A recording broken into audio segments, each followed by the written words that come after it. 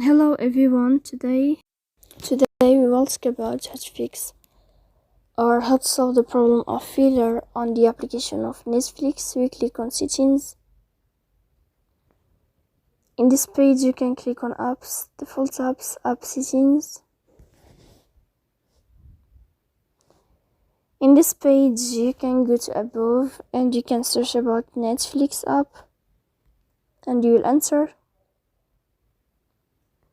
Then you can click on first stop and you can click OK. After that you will enter to the window of storage.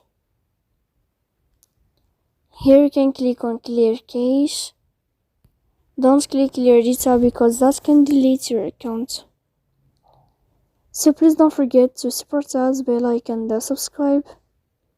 See you next time in another video and thank you for your attention.